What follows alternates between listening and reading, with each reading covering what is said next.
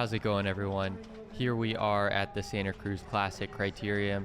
This is the day after the Cruz Classic race, and if you haven't seen that video, definitely pause and go check that out. Not only because I think it's pretty exciting, but because I break down the main people that we were racing against during this spicy race weekend.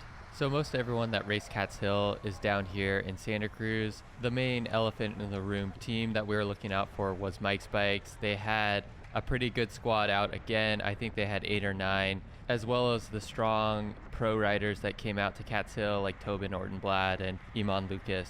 I was here with a strong little squad of my Terun Elite teammates. We had Travis, Zack, Jacob, and myself.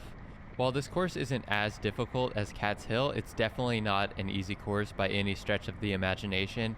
It has this tight hairpin, which you oftentimes have to sprint out of, as well as a hill on the backside that isn't as steep as Cat's Hill, but you still have to hit up into that 600 to 700 watt range to get over it, and it was windy here as well.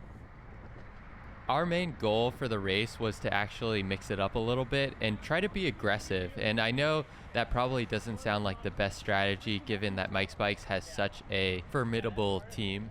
And we've tried to do the sit-in and sprint against Mike's Bikes. And don't get me wrong, it's probably the best strategy to get a top 5 in the race, but we really wanted a win. And it's hard to go toe-to-toe against a team that large, and especially when they have such a strong rider in Ryan, who had won the day before at Cat's Hill, and he also won this race last year, so we knew he was going to be tough to beat. But we decided, what the heck, let's roll the dice, let's see if we can get in the move, and then at least put Mike's Bikes under pressure. But alright, that's the scene set. Let's jump into this and see how it plays out. So during my warm-up for this race, I was not feeling amazing, to be honest. I was still feeling that Cat's Hill effort from the day before. And to make matters worse, the race started off really aggressive. I think I normalized like 340 for the first 20 minutes. That's actually pretty similar to what I did for Cat's Hill. So it started off thick and fast, which was making me think that that breakaway idea might be possible. Alright, so here we are about 10k in, and I look ahead and I see some moves going. And I'm way far back, so I probably should have just said flush it and not followed this, but I spike up to almost 1200 watts, and this is really painful because I'm having to hold it up here. But luckily Lance Haydet from Legion is also going for this, and we get a little bit of separation. Oh, and it looks like Iman Lucas as well as Jason Saltzman were up here, but you can look in my front and rear camera and there's a lot of purple in there. What Mike's Bikes was going to do with their numbers was they were going to cover these moves and basically kill them just by not taking any pulls. And I know this doesn't make a lot of sense to people that are new to racing, like why wouldn't these guys want to get off the front with you and win the race? And the answer to that is just probability. So they think that they have a higher probability of winning the race, not from a breakaway, but from a field sprint, so long as their field sprinter can be nice and fresh and not have to do any of this effort out in the wind. So Lance elbows through Chris Reichert, and of course he isn't going to take a pull, and I give it some gas just to see if we can maybe stretch this out, but this is never going to work, and I think Lance knows that, so we just get absorbed back into the field. So I tried a couple more times and my teammates tried a couple more times, but it became pretty apparent that Mike's Bikes was not going to let anything go. It seemed like every move had a bunch of purple in it, and we had to call an audible. So I started saving energy along with my teammate Zack, and we decided on the fly that we were going to try to position Zack for a spot where he could go for the field sprint. I will go ahead and post the full video for this race just in case you guys want to check out everything that happened in between the shots. But let's go ahead and jump to the closing laps of this race and check out how me and Zack work together. So us being only 2 people, we have to be pretty strategic with how we do this. And with 3 laps to go, we're basically at the back of the pack, and that's okay. The later that we leave things, the less likelihood that we're going to get washing machined and swarmed on. Quick plug for a video that I'm working on. It's all about strategies that I know work in the lower categories and help me get to category 1. And one of the main things that I talk about in that video is how not to get swarmed. And the really kind of zen sounding answer to that question is you become the swarm.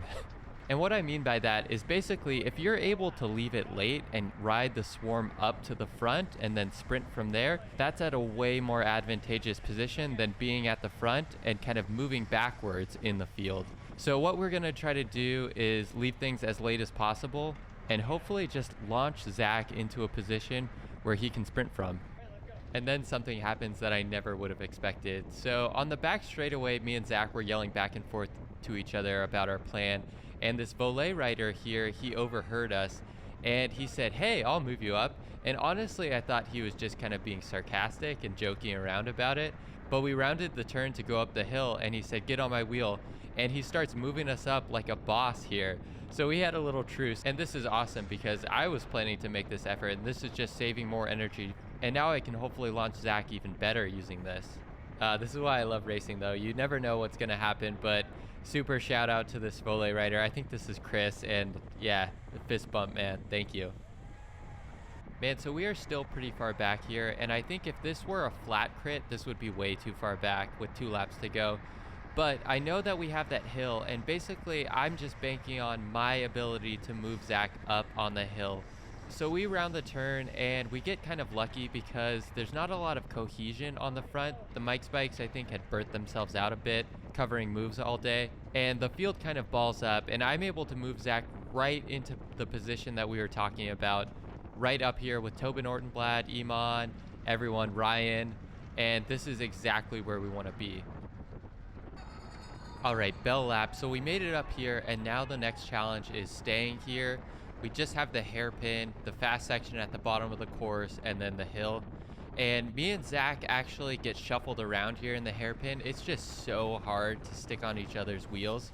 So right around this point, I look back and I see, oh shit, he's not on my wheel. So I start dropping back and luckily we link up and I tell him, all right, I'm gonna move up on the left. So here I kind of catapult myself into this downhill and then carry a bunch more speed than everyone else.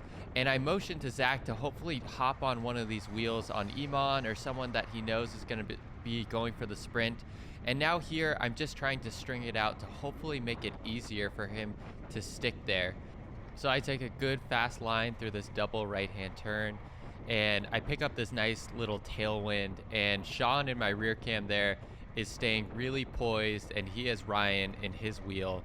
And I'm just burying myself, trying to keep it strung out, trying my best to make it to the hill, and I'm just hoping that Zack has a good position. And finally the Mike Spikes guys come around me and I dodge off to the left, hoping that no one is gonna smack into my bars as they're going by. And that's my race done.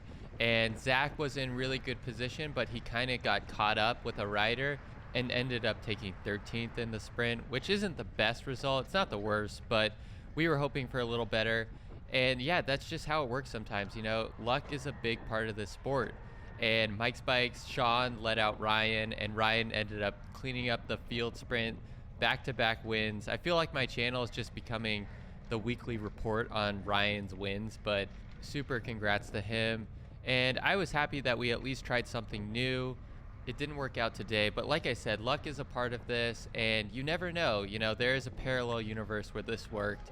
But thank you guys all for watching. I hope you enjoyed this Cat's Hill Santa Cruz weekend. I know I did. It was a brutal weekend of racing, but super fun. Feel free to follow me on Strava and Instagram. If you're not subscribed, think about getting subscribed. And thanks for watching, guys. I'll see you soon.